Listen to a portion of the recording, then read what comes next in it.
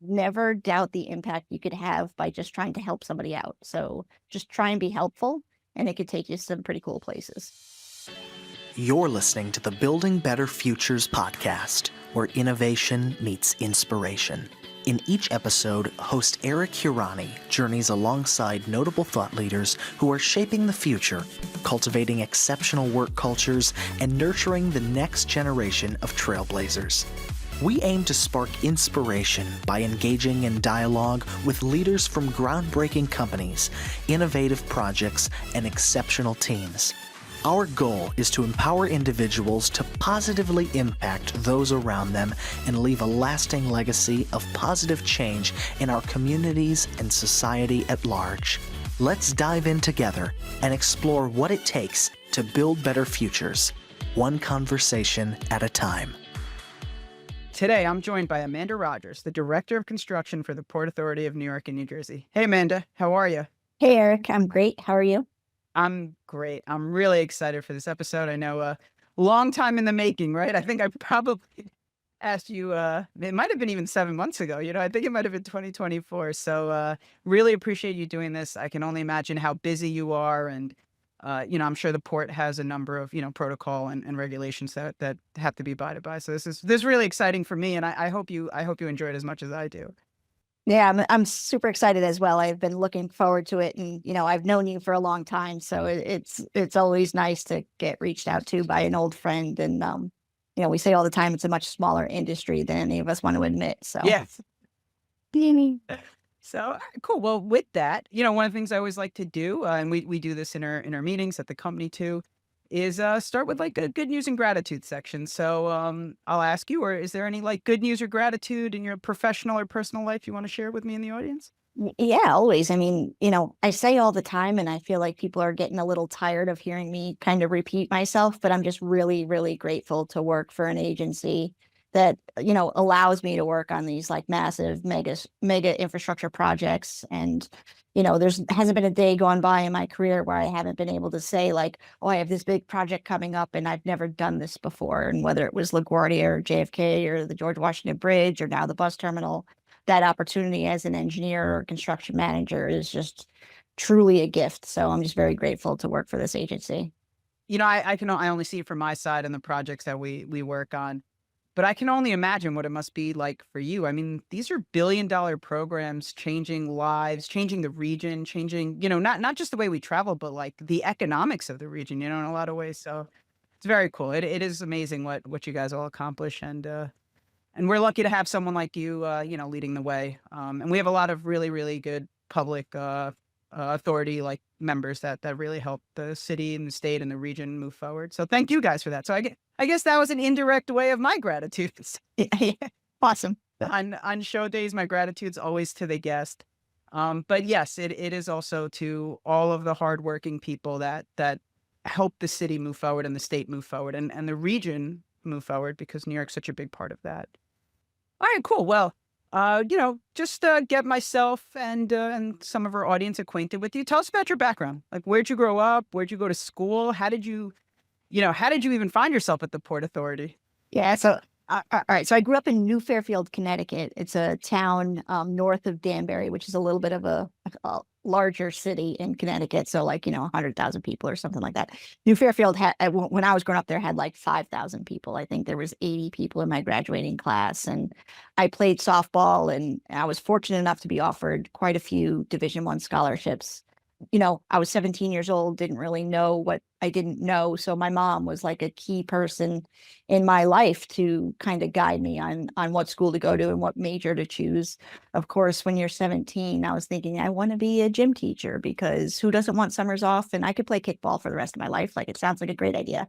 And my mom was like, no, I think you're really good at physics and calculus. Why don't you look into engineering? And she was actually working for an engineering firm at the time. So she did her research and found that there's a Division I school right in the Bronx where she was born and raised, and kind of guided me to say, hey, they're one of the best engineering programs, in the region, if not the country. Why not take a look at it? And it kind of just all played out that the scholarship worked out. And I went to Manhattan College and graduated in 2001 with a degree in mechanical engineering. Very cool. And was right out of school, did you start at the port or did you? Yeah, yeah. So, I did an internship. I think it was in between my junior and senior year, and I was in a design firm out of White Plains. And great people, great organization, great office. But I put a suit on every day and I went into White Plains office and I sat underneath the air conditioning vent and froze my butt off like for like 10 hours a day, every day. And I very quickly had this feeling of regret. Like, oh no, what did I get myself into? I don't think I'm meant to be an engineer. I can't imagine doing this for the rest of my life. Like it was just really overwhelming for a 20-year-old to kind of experience that. And when I went back to school in the fall, I had a classmate tell me about what an amazing summer he had as an intern in the construction management division at the Port Authority. And he was just kind of explaining what he did. At first, I was like, well, what do you mean construction management? Is that even a thing for engineers? And, what were you actually digging holes? And then he kind of explained what they did all summer and how they coordinated the work. And he was out on the airfield. And I just said, I have to do that. How can you get me into that? Because, I cannot go through the design path. It's just not right for me. I went down, I had an interview with the gentleman named Bill Kehoe at the original World Trade Center. And, it was way back in 2001. So great interview, great conversation, really nice guy. But he said his class of associates for that year was full and there was no spots left. And I was like, okay, well, thank you very much. And I left there and I felt like, well, at least I know there's a path. I just have to find, where I was going to work. And I had other opportunities with like Skanska and Turner and companies like that. So I felt good about it when I left there. By the time I got home, subway ride all the way up back into Riverdale, there was a message on my answering machine that said, you're not going to believe this, but we just had somebody resign or decline the offer, and we'd like to offer it to you if you're interested. So it just kind of a little bit of luck kind of worked out that I started with the Port Authority in July of 2001. Been here ever since. And because you said the word luck, and it always reminds me of this story, and I think it's out of Jim Collins. I don't know if it's Good to Great or I think one of his books. And it's that everybody gets a certain amount of luck in their life, but only certain individuals can capitalize on it. So obviously you did everything you needed to make success out of that, what you called a little bit of luck, but very cool. And Yeah. I guess, well, you probably know this, but obviously no summers off in what we do, right? So you strayed far from that path. Not only no summers off. I mean, I have a lot of the young staff like, are we going to do summer hours? I'm like, oh yeah, you're going to do a lot of summer hours. I'm like, get your boots on because this is our busy season. So I was like, if you want, you could do winter hours. How's that? I never even knew that was a thing. And probably my first year out of school, I had a bunch of friends on Friday afternoons that were like making plans to hang out. And I was like, how are you guys going to hang out at 2 p.m. on a Friday? And they're like, summer Fridays. What's summer Fridays? They're like, oh, some of them didn't have any work on Fridays, but some of them got a half day and they would just hang out in the afternoon. I was like, no, we don't do that. No, It no. doesn't happen." And then I'd be remiss if I just didn't shout out Manhattan College and just what a great school it is, or university it is.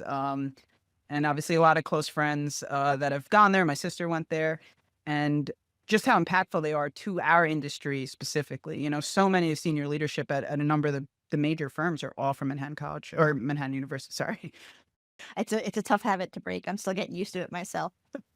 So that's great. And for that I think we have a lot of student listeners. For any students listening, I've heard about that Port Authority internship program in so many different ways from so many different people, and it is like apparently one of the best experiences for anyone that wants to enter this. I don't know if you want to talk about it a little bit. I think it's a great program. Did you do the cycle? Because I know they have like a cycled program also, right? Or is that Yeah, new? so there's two separate programs. You have the internship program, which, we bring in just in like kind of the engineering project management sector. I'm going to say about 100 summer interns, and they just flood the agency. And, it's great because you could feel the energy kind of in the office with all the younger staff kind of running around and asking if they could help you and, trying to ask like really important questions on like, how did you get into this industry? And what do you think of this? And I was thinking of pursuing this. So it's really great. And it's a good opportunity for them just to get some, real life work history on their resume, whether they come to work for us after they graduate or not. It's still important to give them the opportunity and expose them to the industry, whether it's design, whether it's construction management, project management, asset management, operational facility maintenance, like whatever it is to get them some real life experience, I think is really important for them and us as well. It's very fulfilling to kind of see the younger generation be so excited to join the workforce.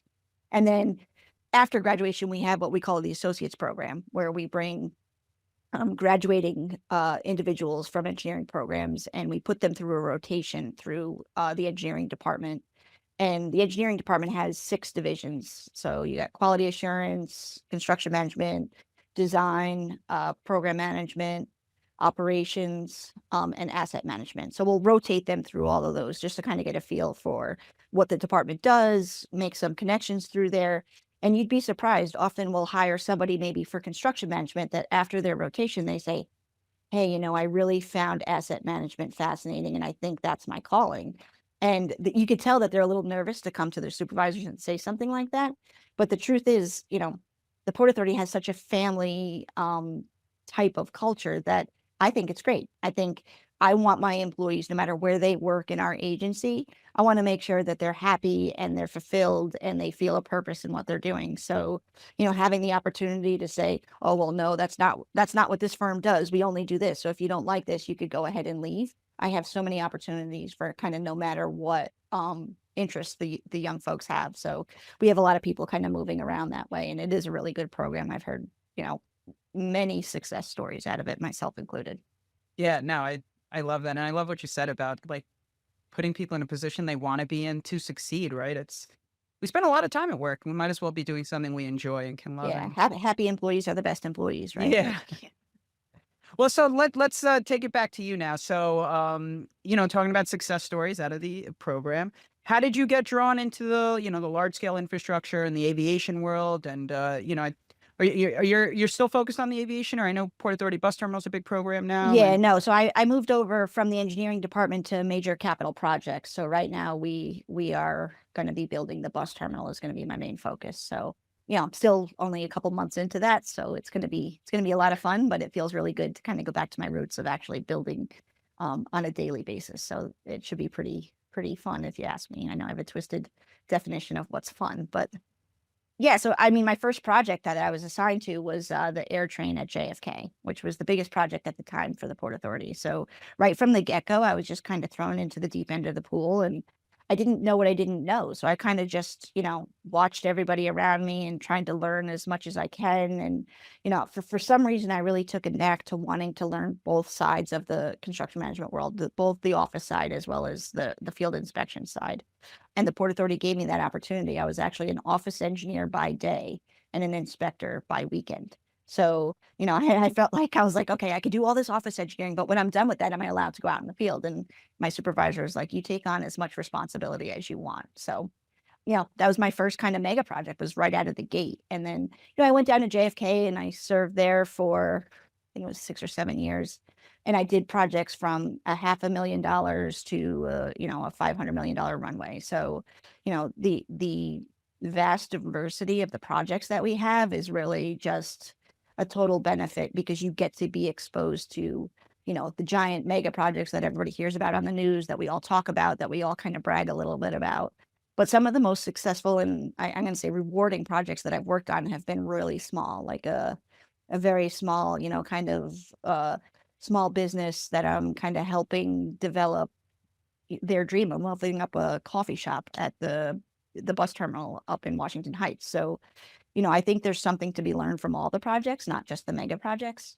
yeah, no, I've definitely seen my fair share of small projects and how they impact the community, and then obviously the mega projects impact a larger cross section of the community. Tell us about that. Like, tell us about a time or a moment where you realized the like real human impact of one of the projects you completed. A lot of what we're going to try to do during the show is like talk about projects and their impact on society and how we're building better futures. Right, that's part of the title. And, yeah, you have, like, a story you wanna share about something that you just, like were just like, "Wow, I can't believe I did that, and it impacted that person or that community or those people in that way in such a positive way." So I'll actually share two because I was thinking about this quite a bit, and the first one that popped into my head was the small businesses that we were trying to help open up shops in the bus terminal in Washington Heights at the George Washington Bridge bus station. and they were just struggling to kind of get their contractors to build out their coffee shop, hot dog stand. I think the other one was like a little pharmacy type store. So, eventually it kind of got word up to our executive director that, the projects were just kind of slumbering along. They couldn't get the contractors to really kind of show up and hit the ground running. So, he asked me to kind of jump in and assist. And keep in mind, now I'm managing the Restore the George program, which is $2 billion. But for quite a bit of time, I was spending about 90% of my day over at the bus station trying to help these small TAAs. And it took a couple months to kind of get them going, but once they opened and I was able to kind of have a conversation with these store owners, and I'll never forget, the one gentleman said to me, he's like, "This is my lifelong dream, is to open up my own shop, my own coffee shop. I worked at Starbucks, I worked at this one, and to be able to open this in my local community has been my dream, and you helped me fulfill that." And I was just, I was like, all I did was make sure you just passed the sprinkler inspection. Like, I didn't really, I didn't really think it was that big of a thing, but that was really touching and moving, and made me feel like, what, we can make an impact on the day to day. And the other story I'll share is kind of a funny one, but when I first started at LaGuardia, my office was in the old Terminal B, and downstairs there was an Annie's Pretzel. And I went down, I think I was doing an inspection. I was just thirsty. So I walked in and I grabbed myself a bottle of water and I go to the register. And this guy behind the counter says to me, he goes, "How do I get your job?" And, as a female in the industry, maybe I got a little defensive at first. I'm like, why does every guy think they could take my job? Like, so of course, snarky Amanda says, "Well, start by getting an engineering degree." And he says, "Okay, I did that. Now what?" And I just looked at him and I said, "Wow, really?" And I was like, "Okay." And I was like, "Here's my email. Send me your resume." And he's like, I graduated 6 months ago. I'm not sure my resume is great." I said, "Don't worry about it. Send me what you have. I'll help you build your resume. Whether I could find a spot for you or not, you'll have a good resume by the end of the day." Fast forward, hire him, one of the best employees I've ever had. He's still working out at JFK. We still call him Pretzel Boy, just as a cute little nickname. And it's just like, never doubt the impact you could have by just trying to help somebody out. So, it's kind of two things that just made me feel like, just try and be helpful, and it could take you some pretty cool places. Those are great stories, and both of them actually. It's like you probably just did something you thought was normal or like, part of the ordinary course of business, right? Like, "Oh yeah, we help people get sprinkler inspections, take pass all the time."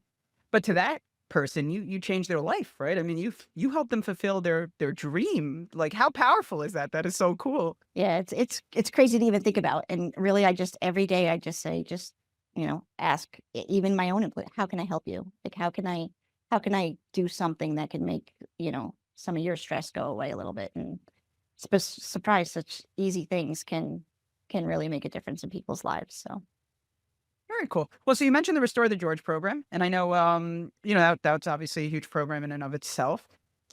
Any unique challenges you remember from that, or like, was there obviously, and you've seen a large, variety of major programs. Anything unique about that project that you're like, well, that challenge there was X. yeah, yeah, no, super challenging place to work. And anybody that's ever worked there as a Port Authority employee, a contractor, a consultant, we all can vouch for the challenges to work at that facility. And the real reason is it's the busiest bridge in the world. So you might think like, okay, we're going to close lanes at night and traffic will be less. You are wrong. You're closing lanes at night and it's still gridlock. And so the challenge there, like most construction projects, you're always going to have issues. You're always going to have some change orders. You're always going to have stuff that comes up that can cause a little bit of a delay or lack of productivity, whatever it might be. The problem at the bridge was once you lost time, there was really no way to make it up, right? Like, how do you make up time on a construction project? You add more bodies, or, you get extended working hours. Extended working hours are off the table there.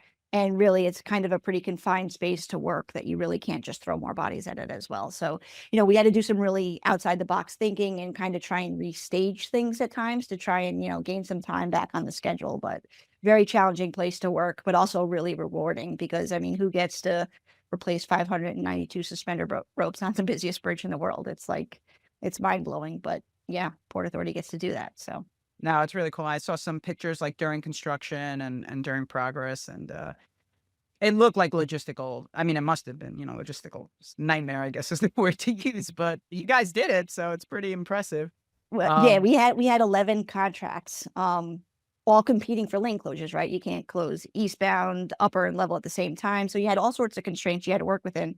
So as a little bit of a joke, I had we had 11 contracts. So I had 11 sided dice made, and each one had the contract on it. So when we got into a conflict, we would say, like, who do we give the lane closure to? Do we give it to contractor A or contractor B? We would all take out our dice, roll it, and be like, okay, contractor A gets the closure this week. And, one time our chief engineer asked, how do we handle the conflicts? And I showed him the dice, and he's like, only you, Amanda, only you. That's such a great story. Did the contractors know about that or Oh no? yeah, oh yeah. I told them, I was like, sorry, you lost the dice game, and they're like, you might be the weirdest owner I've ever met. I will say this, the people that I know that do work with like you and Port Authority, but obviously with you, everyone just speaks very highly of how you manage your project and the collaborative nature of the work and like, what just kind of like this conversation we're having, right? Like you want to put people in a seat to succeed. So I just I think that's really great. And maybe they said you're the weirdest owner, but I'm sure they meant that in the most positive way they could, because I think you were probably very helpful to them and probably impactful on that job. Thank you, I appreciate it. I always think a funny story about like lane closures or tunnel closures is, there's like this fine line of traffic where you like it's after, let's call it rush hour, but before the lane closures. If you miss it by like a minute, A all of a minute. sudden your GPS just starts ticking up. And I'm like, what happened? I'm like, there must be a lane closure up ahead. Like, I just know it once my GPS starts going up. I'm like, oh, I missed it. Well, listen, I've been known to be driving somewhere, and so so I go to multiple facilities a day. So sometimes it's the middle of the day, and I'm like, how does New York City DOT get to close the lane at 7:30 Yeah. a.m.? I'm like, I'm not allowed to close till 10, and I think everybody should follow my rule. So you get a little, I call it lane closure envy. If someone else is allowed to do a closure a little bit before you are, I'm like, I have lane closure envy with that contract. But lane closures are hard in the city. And, like even we do a lot of MTA work and like getting track outages is hard. I mean, all of the owners and all the contractors and consultants, we're moving millions of people a day. I mean, we're, you said you grew up in a town of what, 100,000, you said, right? Or roughly? No, that was the city next to my Oh, town. Yeah, my town was like 10,000, one stoplight. We had a mobile, it was like, where are you gonna meet? We're gonna meet at the mobile. so, I mean, it's amazing. The effort just undertaken by everyone. Really cool. And I always love that about our industry. It's collaborative in nature, and you're competing on one project with the firm and you're partnered with them on another project, and you're, on opposite sides of it on another project, and it all works. We all figure out a way to make it work. So I wanted to talk to you a little bit also, I know another big program you're on, LaGuardia redevelopment, right?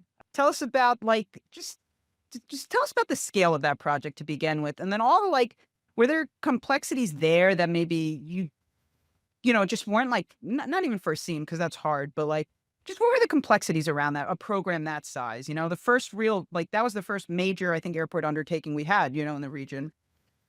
Yeah, and it was really hard to predict at the time because nobody really did it before. So you couldn't like go back and be like, hey, Joe, what did you do on this project? And how did you handle this? It was kind of like we were all learning together on it. And to be honest, we have a little chat group called our LaGuardia family. And it took every ounce of everybody to kind of manage that program. And, LaGuardia is unique that it's such a small footprint that during that construction, that was the challenge. There was no laydown space. There was no storage space. There was no staging space. And we all have heard about the traffic that, was caused during construction. And, that was the challenge. That was the number one factor that we tried to mitigate every single day, all day.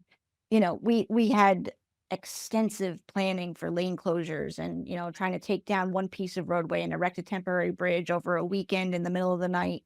And we would plan for months to get up and, it was just a huge buildup, and you get out and you replace 40 feet of roadway. And then you just kind of start all over again for the next 40-foot piece of roadway. And it was extraordinarily challenging, but you quickly learned the more you planned, you had plans A, B, C, and D. The more you planned, the better you were. And it kind of goes back to what we started talking about is I'm a really firm believer in the harder you work, the luckier you get. So, it was just kind of that mentality, but it took every single person working on that program to have that same mentality to kind of get it done and get it over the finish line. I love that. And I love that quote or sentiment, whatever you want to call it. Would you say the harder you work, the luckier you get? Or was it Yep. the opposite? Yeah. I'm gonna write that down. So I try to write like all of my favorite quotes down, and that's gonna make the list. I really like that. And then you know, I try to share them with my team every once in a while. And sometimes I think they're probably sick of me just sharing these quotes, but I think they're also good. Why not share them? You know? Um, so talking about LaGuardia and kind of just the airport projects in nature, there's been a lot of conversation around like P3 and alternative delivery methods, which Port Authority is authorized and has been using. What do you see like as the future? I mean, what is your takeaway from the LaGuardia project, and how do you see it playing forward? Well, both for the Port Authority, but maybe even the state in general. I know they're starting to authorize other agencies to have at least like design build and CM build type capabilities.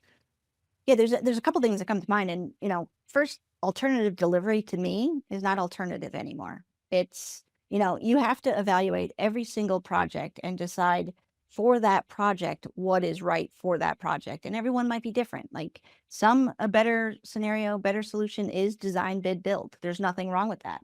If that's what works for that project, that's what works.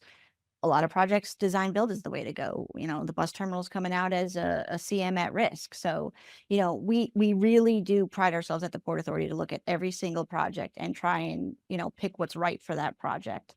And, I think in the beginning, back when I first started, my first project, the JFK AirTrain, was a D-bomb. So again, it kind of goes back to, is this really alternative anymore? That was 25 years ago, and it was my first project.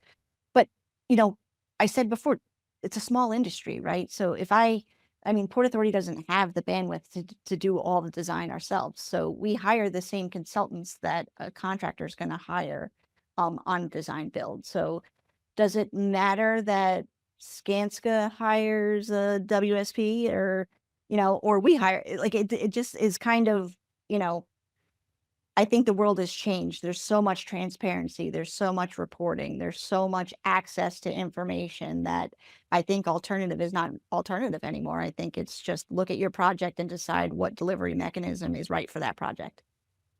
I want to. There's two things I want to touch on there. One was, I think you said you have to evaluate the options based on the project, and I Mhm. think that is so key. And sometimes I feel people, or whoever, like owners or even clients, like they can fall into this trap where it's like, oh, it's more than X dollars. It's got to be this delivery method, even if that might not be the best option. And that's not putting the blame on anyone, right? Some of them, Mhm. it's a regulatory requirement, or that's just the way the law was written, right? That's their only option. But I really like your perspective on it, which is like, let's take a look at the project and let's see how we best deliver it, right? And what works on one project may not work on another project. They might even be the same scope or similar scope, but it just may not work the same because where they're located, or the other stakeholders involved, or logistics just don't pan out the same way. Yeah, I mean, there's constraints on every project that sometimes the daily project team may not even be aware of. There's certain projects that, it might be a federal mandate to have something completed by a certain date, and the date is the driver on deciding what delivery mechanism you want to go with. There might be other projects where, the dollar is king and you just got to do it as cheap as you can. What's the cheapest way we could get this done? So you got to look at everything and kind of just make decisions. And luckily for the Port Authority, we're surrounded with people that have done a lot of this before. So you could pick everybody's brain and say, hey, I'm thinking about this for this project. Does that make sense to you? And I know at Goethals you did it this way, or, at Newark you did it this way. What do you think about? And we're super great about knowledge sharing and just kind of telling. And it's not all roses and unicorns and rainbows. I mean, there's some real horror stories like, oh, we did this. What a mistake that was. I wouldn't do it this way.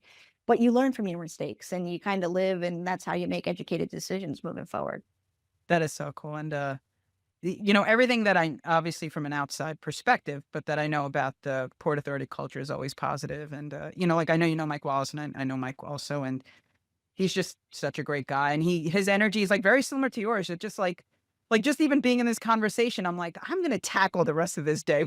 Happens like I feel energized to deal with it. No, Uh, and I worked for Mike for a long time, and I can honestly say I consider him a really great friend. He's just a great guy that would do anything to help anybody. And, it's those types of people in our industry that I just absolutely feel so lucky to know and have by my side to kind of bounce ideas off of and share in the stress. so yeah, so fortunate to have that. And part of the Building Better Futures is also about like the next generation. And one of the things we talk about is like, what would you recommend they do as rising stars? And I think mentorship is a good one, and I don't know if you consider Mike a mentor or not, but in the way you described him, it sounds very similar to that, right? Someone you can trust and talk to and ask questions of. Do you want to, do you want to touch on that at all? Just like the next generation and how you maybe would encourage younger engineers, construction managers, architects, asset managers, whoever they are within Port Authority to grow? Yeah, no, I think this industry is not for everybody. I've seen people come in and they just don't want to deal with the stress. They don't want to deal with the weird hours. They don't want to deal with all of it. But if you come into this industry and you find that it suits you, you're very quickly going to have an amazing career that you're going to kind of, even in a couple of years, look back and be like, I can't believe I did that, that, that, that, that, and that. And, it's a little bit different now. I think the world's coming back to more in office and stuff like that. But throughout the pandemic, there's not a lot of work from home in the CM world, right? So, and that's why it's not for everybody. You have a lot of young people that are looking to work remotely a little bit more often, which is great. Good for them. It's just not for me and not for a CM. So, I would just encourage the young staff coming into the industry to speak up. I think they have a lot of great ideas and they're better at technology. They're better at kind of solving some problems on the technology front than any of us all old dinosaurs are. So speak up, share your ideas. And that's how you're going to learn, is kind of going to somebody that's never done something before and saying, hey, I learned this in college, and you could kind of take you 6 hours worth of work and do it in a half hour. And then, every month it's going to generate a report so you don't have to do it at all. And I'm like, wow, that's just mind blowing to me. So, I think we have a lot of great young staff coming on board that they're just blowing my mind how smart they are and how hardworking they are. And it's really, it's refreshing because eventually, they're the next generation that are going to be building our city and keeping our city running. So Yeah. And that's what's so critical about it. They're the next generation, and you probably know, but we're having trouble, right? There's attrition in our industry. We don't have as many people joining the industry. But what we do is so cool and so awesome. And there's so many buildings in this city that I walk around and I know secrets about that one, and I know secrets about that. The yep, secrets yep. about that. Yep. Listen, And I've heard they say, like, you really know you're getting up there in age when they start demolishing what you built, right? So that quite hasn't happened to me yet, but I hear a pump house at JFK is slated to be demolished that I did probably back in 2004 or so. So I'm like, I'm dreading that day, but hopefully I'm not there yet. I have a question about you said the first project you worked on was the air train, right? Yep. And I guess I just didn't know, or maybe I knew and I forgot that it was you said it was a DFOMB, right? D-bomb, design, build, Oh, okay. operate, maintain. Yeah, But you guys financed it then, so finance wasn't but correct. is it being maintained by the original? Really? Well, I think it's Alstom now, and it was Bombardier.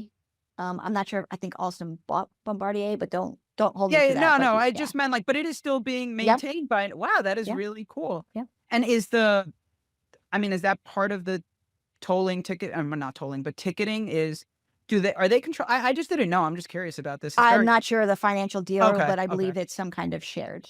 That's really interesting. I never realized that was Yeah. a D-bomb. I know, That's 25 years ago, really thinking outside the box, Yeah. Good for them. That's cool. It's great system. I mean, I use the air train whenever I can. Yeah. So very I cool. know, it's amazing. It's very crowded now. I remember when we were building it, I'm like, is anyone even going to take Is this? it- And now you go to get on, and I'm like, there's no room. We got to wait for the next one. Oh my goodness. It's Field of Dreams, right? Build it and they will come. Yep. Tell that about Stewart Airport, huh? All right, cool. We're just about on time. I'd love to do a sample lightning round if you're open to it, and we'll wrap it up in a couple minutes. Then is that cool? Cool. Great. So my first lightning round question: what is your favorite cuisine? How could you not go with like Mexican and tacos? I mean, you give me some tacos and margaritas and just color me happy, And are you one of the, because I have a lot of friends that subscribe to like the only real Mexican food is like Tex-Mex from SoCal. No, I am, I can eat authentic Mexican. I could eat Americanized Mexican. I could eat Taco Bell. You give me a taco in any format and I am on board. So what's the best taco spot around? Ooh, I mean, tacos number 1, 2, and 3, or whatever that is in the city. The great tacos. The Great one right tacos. at Penn Station, or do they have multiple locations? There's multiple locations. I know there's one outside of Grand Central, and there's one a little bit north of downtown. So, I think I know the spot you're talking about. I'm gonna yeah, check yeah, that out. great I've tacos. seen it. I just never been inside it. They don't have any margs though, so you got to like find a marg somewhere else. I'll do. Mm. All right. What never fails to make you laugh?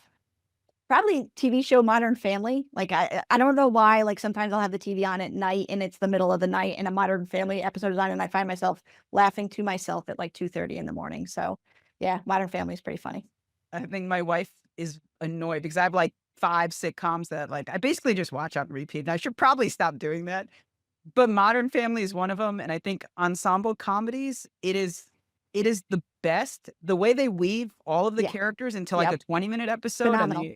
Phenomenal. the writing is good, the acting is good, and it's so clever. Yep. It's very like quick-witted humor, and it's just so funny. And they all play their own part. I love that. That's Yeah. a great Yeah. answer. Modern Family. And then last question, was it, is there a book or like a movie or a TV show you feel like that changed your life? I'll probably go with a movie, and I'm gonna say Forrest Gump because and it's not actually the movie that changed my life. I was in high school when it came out, and, my grandparents really wanted to go see it, and they're like, "Come on, Amanda, come to the movies," and I think I had to drive them and I was like I was so worried that I was gonna see, like, a group of my friends at the movies, and there I walk in with my 2 grandparents, and lo and behold, small town, small city, so go to the movies, of course, I see people I know, and to be honest, I was like, "Yep, these are my grandparents." And of course, then they loved my grandparents. Next thing you know, my grandma's making them spaghetti and meatballs at her house, and it was just a whole thing. And I remember I sat there in the theater and watched the whole movie with them, and I was like, "Yeah, it was a really good movie. I'm glad I saw it." And my grandfather at the end of the movie, and there was only like 5 people in the theater. He stands up and he just gives like an applause, like he's seeing a play. And I'm like, "Oh, Gramps," I'm like, "It's a movie." But I stood up and started clapping as well because I'm like, I'm not going to leave my grandpa hanging. So it was just like one of those moments in life where I realized, you know what, I'm going to be proud of my grandparents and it's okay to go to a movie with your grandparents and see a bunch of your friends on a Saturday afternoon. That's okay. What a great story. And I love that. Spend time with your family when you can. Yeah. Now that I'm older and I don't have my grandparents with me anymore, I miss them every day. So I'd give anything to go see a movie with my grandparents. Yeah. I just finished this book, The 5 Types of Wealth, and they talk about like money is obviously important, right? You need money to live. But the other types of wealth are like your physical health and your mental health and your family time and life and just how important it is to make time for those things. So I think it's great that you have such a nice story and way to remember your Yep. grandparents. And, I'm sorry they're no longer with you, but I think that's a wonderful If story. they were, you'd be concerned because I think Yeah. they'd be like 110 or something like that. Well, that's all the time we have today. Man, any closing thoughts or parting words you want to share with the audience? No, thank you so much for having me. I mean, this has been absolute fun and, I hope you enjoyed it. And anybody that's thinking about coming into our industry, you got to do it so you get to work with really cool people like Eric. So Well, I appreciate that, but hopefully they'll work for cool people like you. That'd be even better. maybe both of us someday. Well, that's all the time we have for today. Thank you so much, man. This was such a fun conversation, and I love doing this because I get to know so much about people that like I already know. Like I would consider you someone I know and friend, we're friendly but I learned so much about you and it was really great. And you have such an incredible story and I love what you're doing for the next generation and what you're doing for the Port Authority and thank you for everything you're doing for us. Both as like as an industry member, but also just as a general public member, like I take the air train and I take the PAT system and I drive over the GW and I've flown out of all the major airports. So thank you guys for all of that. We'll include links to any resources we mentioned in today's shows in our show notes. And thanks again for listening, everybody. Keep an eye out for our next episode. Thanks. This episode is brought to you by Infinite Consulting Corp., your go-to firm for MBE certified project and construction management consulting. Discover how Infinite can help you build a better future at infiniteconsultingcorp.com.